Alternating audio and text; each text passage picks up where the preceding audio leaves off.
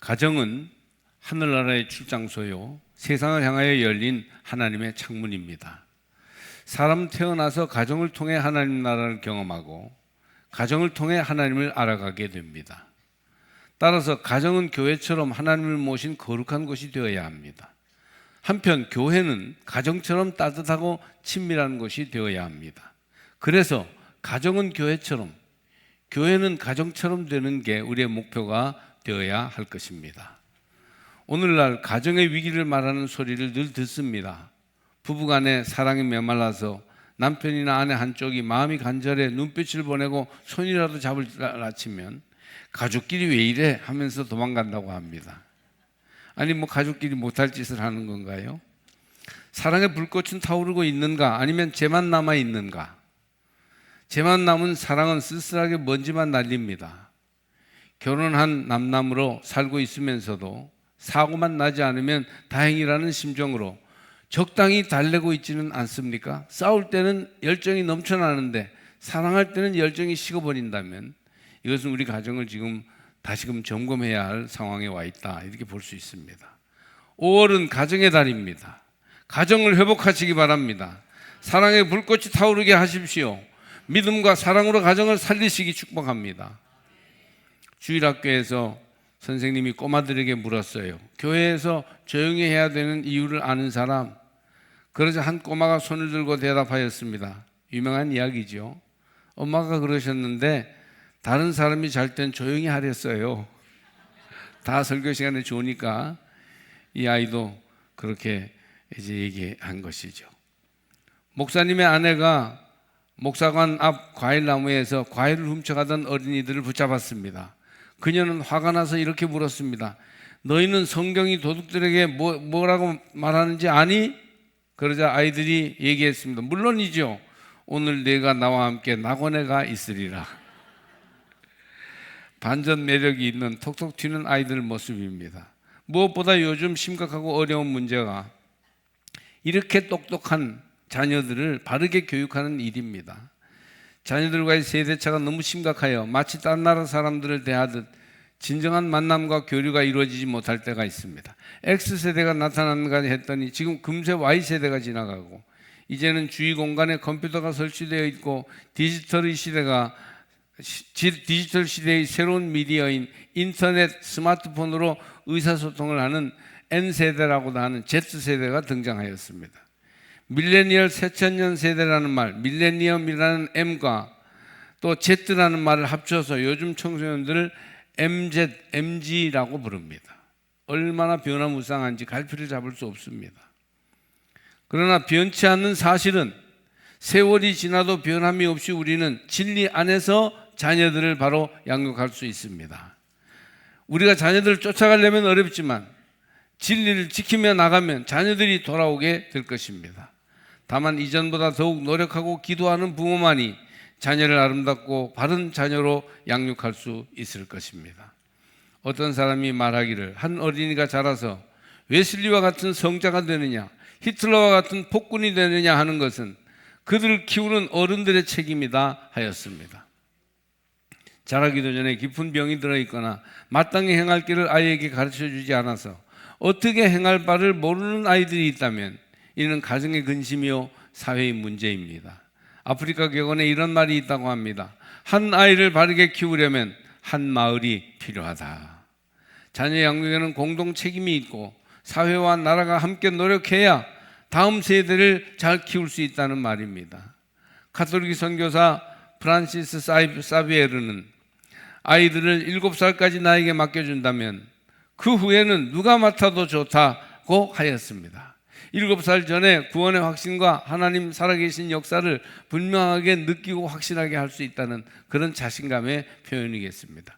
오늘날도 우리 교회 이 삼척 시내에 이와 같은 자녀 세대에 대한 교육에 대한 확신을 가지는 위대한 믿음직스러운 지도자들이 생겨나기를 바랍니다.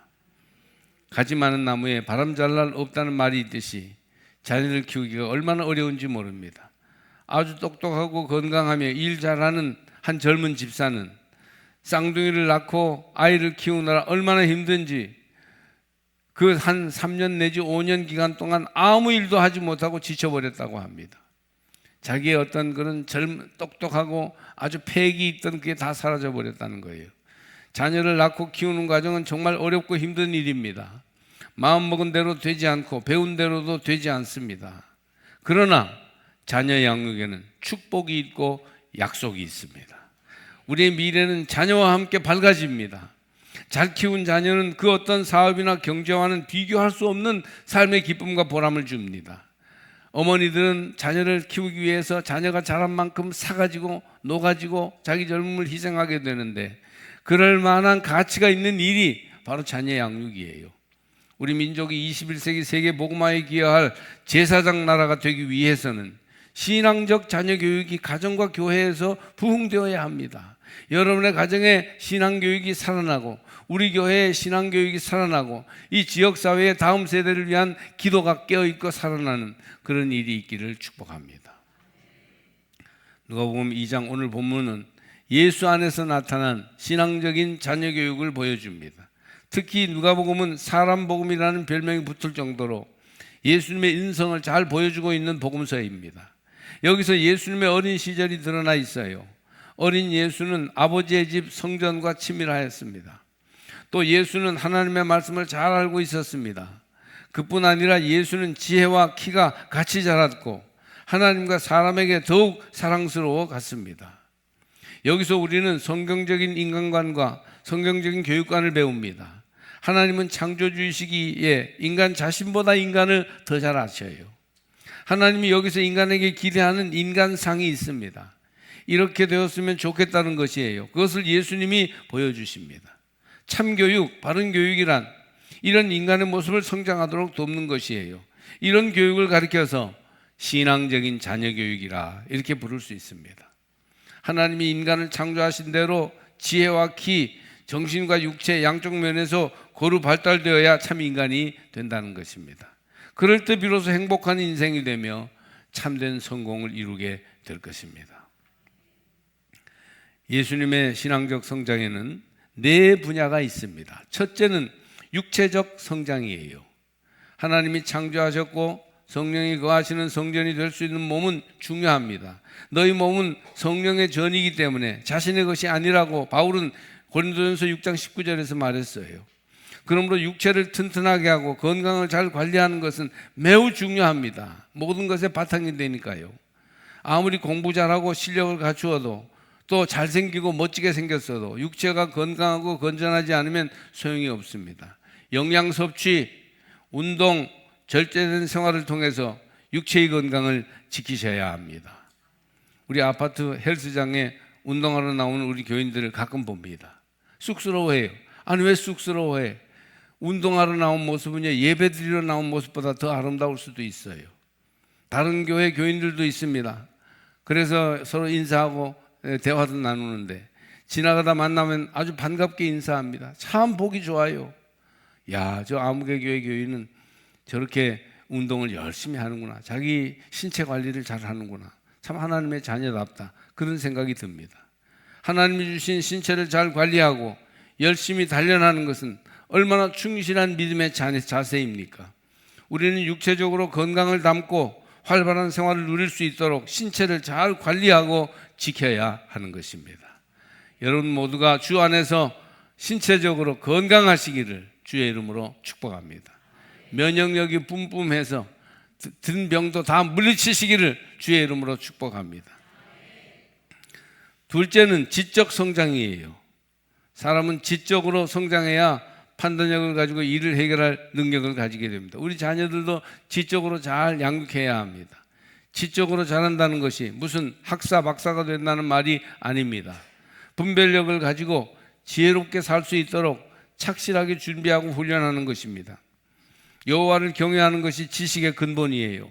모든 지식을 하나로 꿰어 삶의 지혜가 되도록 하기 위하여 성경을 배워야 합니다. 지식이 많아도 지혜가 부족하면 죽은 지식이요 인생에 유익을 주지 못하기 때문입니다. 그러니 여러분 주 안에서 믿음 안에서 지적으로 성장하시기 바랍니다. 그러려면요 성경을 많이 읽어야 돼요. 웨슬리는 한 책의 사람이라는 별명을 가졌어요. 그는 옥스퍼드 대학을 나온 천재입니다. 그런데도 한 책인 성경에 집중하였어요.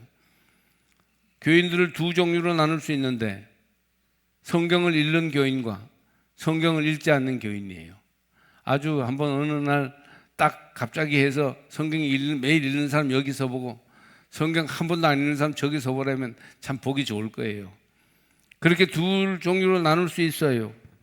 성경을 읽고 묵상하기를 생활화한 교인들은 내면이 든든하여 쉽게 흔들리지 않고 꾸준히 인격이 완전을 향해 나아가며 계속 믿음으로 성장하는 사람이에요. 그러나 성경을 읽지 않고 개인 묵상도 게을리하는 사람은 세월이 지나면서 점점 믿음이 약해집니다. 믿음이 화석화돼 버려요. 자국만 남지 생명력을 잃어버립니다. 그래서 매일매일 성장하지 않고 점점 타락, 영적으로 연약해지게 되는 것이에요. 여러분은 성경을 많이 읽고 기독교 고전도 읽음으로 지적으로 성장하는 성도가 되시기를 바랍니다. 그리고 자녀들과 손자녀들에게 경건 생활의 모범을 보여주셔야 해요. 그래서 온 가족이 말씀을 묵상하며 지적으로 성장하는 가족이 되시기를 바랍니다. 셋째는, 이것도 중요한데, 사회적 성장이에요. 인간은 사회적 존재죠. 예수님도 역시 유대 사회 속에서 사셨잖아요. 다른 사람들과 어울리는 법, 남을 배려하고 섬기는 법을 배워야 합니다. 예수 믿는 사람들은 다 내가 신 앞에 선 단독자인데 무슨 다른 사람에게 거리낄 게 있나 하면서 함부로 막 독단적으로 행하고 말하는 사람들도 가끔 있는데 그건 건강하게 성장하지 못하는 거예요. 사회적 성장도 필요합니다.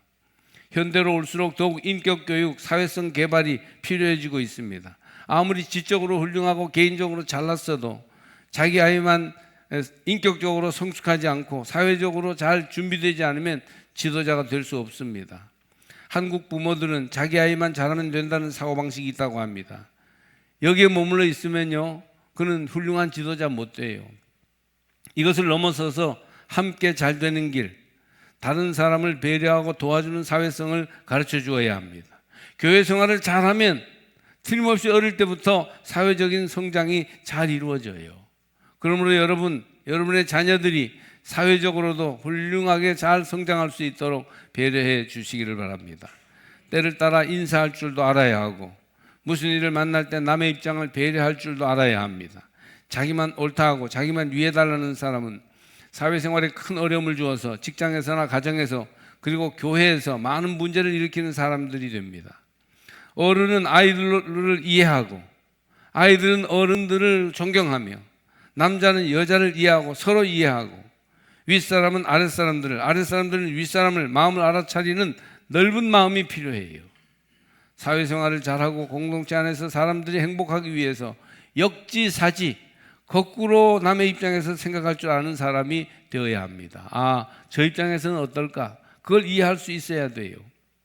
여러분 모두가 예수 안에서 사회적으로도 성장하시기를 바랍니다. 넷째는 영적 성장이에요. 인간은 영혼이 중요합니다. 영적 차원은 인간 마음의 깊은 중심이에요. 영적 차원이 잘 자라야 영생을 얻고 보다 의미 있는 삶을 누릴 수 있습니다. 사람이 예수 믿고 구원받는 것은 중요하지만 구원받은 우리는 예수 닮아가는 성화의 삶을 살아야 되는데 성화되려면 영적으로 성장해야 돼요. 하나님이 인정하시는 진짜 인류 인생을 살기 위해서는 신앙을 심어서 영적으로 성장할 수 있게 해야 합니다. 자녀들의 영혼이 하나님을 만날 수 있게 해야 돼요. 이 부분에 소홀하거나 나태하면 큰일 납니다. 목사님들 가정도, 장로님들 가정도, 중직 가정도 이 문제에 소홀하여 나중에 크게 후회하는 가정들을 보았습니다. 사람의 마음을 살피려면 영적인 차원이 자라나야 하니 여러분의 자녀들을 영적으로 성장할 수 있도록 배려하시고 기도하시고 모범을 보이시기 바랍니다. 육체적 성장과 지적 성장도 중요하지만 그보다 사회적 성장과 영적 성장이 정말 중요합니다. 영혼이 변화되지 않으면 다른 것들이 좋아도 아무 소용이 없기 때문입니다. 재산을 물려주는 것은 조금 주는 것이고 공부를 시키는 것은 많이 주는 것입니다. 그러나 신앙을 물려주는 것은 전부를 주는 것입니다. 그래요, 우리의 자녀들을 얼마나 책임지고 돌봐줄 수 있겠습니까? 품의 자식이지 크면 어찌할 수 없습니다. 우리가 안녕하고 이제 인생을 하직할 날이 멀지 않았어요. 그래서 우리 마음대로 자녀들을 할 수 없죠. 그런데 하나님께서 자녀들을 책임져 주십니다. 그러기 위해서 자녀들의 영혼이 성장하고 하나님을 만나도록 하나님께 우리의 자녀들을 맡겨야 할 것입니다.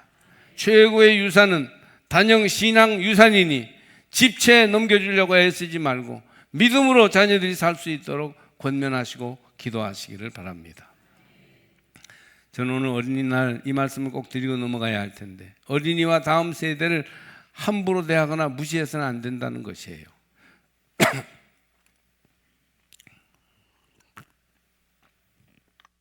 어린이 홀대는 어른들의 명백한 잘못입니다. 사람들이 예수님의 만져주심을 바라고 어린이들을 데리고 왔을 때 제자들이 막 꾸짖었어요. 왜 주님이 일하시는 자리에 어린 애들을 데리고 와서 방해가 되게 하느냐는 것이었습니다. 여기에는 당시의 관습이 여자들이나 아이들을 업신여기는 것이 일상화된 것을 보여줍니다. 그러나 그때 사람들의 상식이 그랬다 해도 제자들은 그래서는 안 되었어요. 당시 어린이들을 아이라고 불렀는데 헬라어로 미크로스예요. 작은, 보잘것없는 그런 뜻이에요. 좀 죄송한 표현이지만 어른 새끼 할 때 그런 표현 같은 것으로 아주 낮추어 부르는 표현이 미크로스예요. 고대 사회에서는 어린이들을 무시했습니다. 그런데 예수님만은 이런 태도를 분하게 여기셨다고 복음서는 기록하고 있습니다. 오랜 역사는 어린이들이 어른들에 의해 희생물이 되고 수단으로 이용되었던 것을 보여줍니다. 모세가 태어날 때 이집트 왕 바로는 히브리 여인들이 낳는 남자아이들은 모조리 죽이려고 했습니다. 예수님이 탄생하셨을 때도 분봉왕 헤롯은 자기의 권좌를 지키려는 욕망에 눈이 어두워 2살 이하의 사내아이를 남김없이 살해했어요. 고대 스파르타에서는 국가관리가 약한 아이로 판정을 하면 내다버려야 했다고 합니다. 용사나 선수가 되기에 알맞은 아이들만 골라서 키웠다는 거예요. 오늘날도 이와 같이 보통의 어린이를 홀대하는 어른들을 많이 봅니다. 유니세프 국제연합 아동기금의 보고에 의하면 2초마다 어린이 한 명이 죽어가고 있다고 합니다. 날마다 4만 명의 어린이가 질병과 영양실조로 생명을 잃고 있습니다.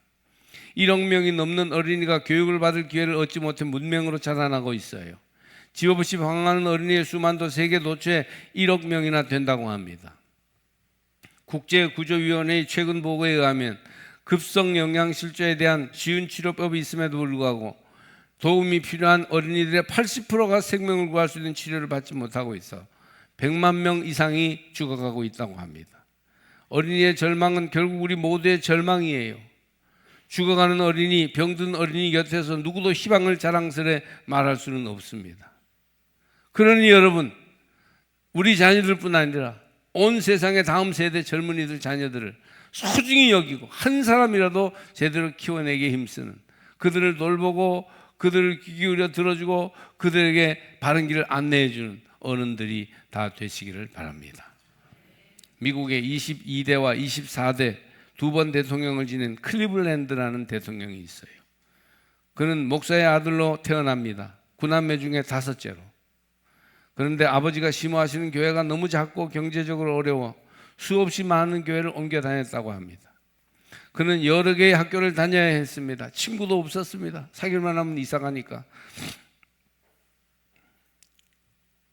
그래서 16살이 될 때 아버지가 갑자기 돌아가신 게 되니까 이제는 학업을 포기하게 되었다고 합니다.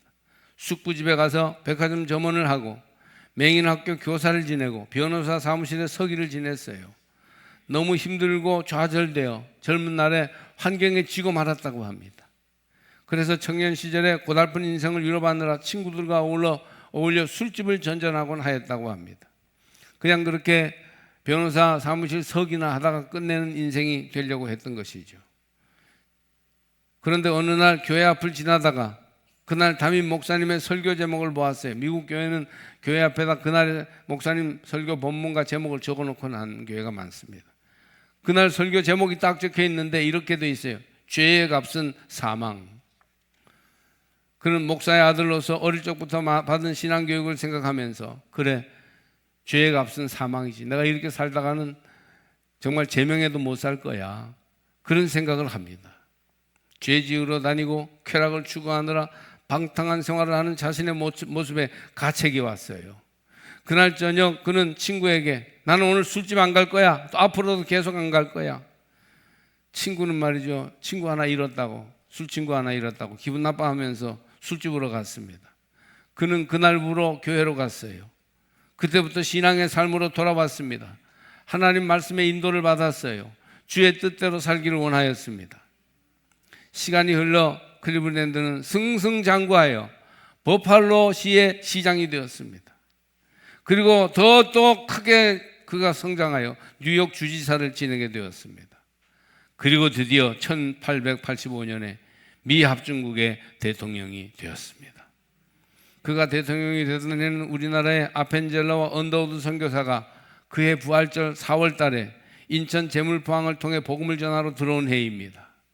그해 클리블랜드는 미국의 22대 대통령이 된 거예요. 그가 당선되던 날 감옥에서 한 죄수가 신문을 보고 울고 있었어요. 간수가 왜 우느냐고 물었습니다. 그러자 그 죄수는 그날 신문에 난 클리블랜드 대통령이 사실은 자기 친구라고 말했습니다.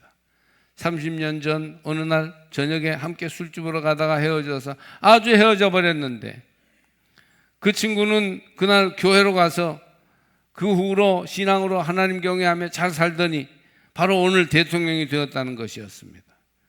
그는 믿음으로 뜻을 정하여 살아서 대통령이 되고 자기는 계속 방탕한 생활을 하다가 결국은 범죄자가 되어 감옥에 있으니 어찌 울지 않겠느냐는 것입니다. 미국의 명문 대학 가운데 뉴저지에 있는 프린스턴 대학교는 캠퍼스가 웅장하고 아름다운 학교로 유명한데 아주 좋은 학교죠. 그곳에서 가장 유명한 건축물은 클리블랜드 타워입니다. 그것은 장로교 학교인 그 대학이 장로교인이요 목사 아들로서 대통령에 2번이나 당선된 클리블랜드를 기리는 탑입니다. 여러분, 여러분의 자녀들, 여러분의 손자들 중에 이런 위대한 인물이 나오기를 바랍니다. 하나님의 기준으로 볼 때 온전한 교육을 하고 있는가? 물어보십시오. 예수님처럼 우리 자녀들도 지혜와 키가 함께 자라고 있습니까? 우리 세대에서 이루지 못한 일들을 다음 세대가 다 이루어가도록 정성을 다해 자녀를 양육하십시오. 하나님의 꿈이 자녀들을 통해서 나타나도록 기도하고 지금부터라도 믿음으로 굳게 서서 바르게 양육하는 삼척교회 성도들이 되시기를 바랍니다.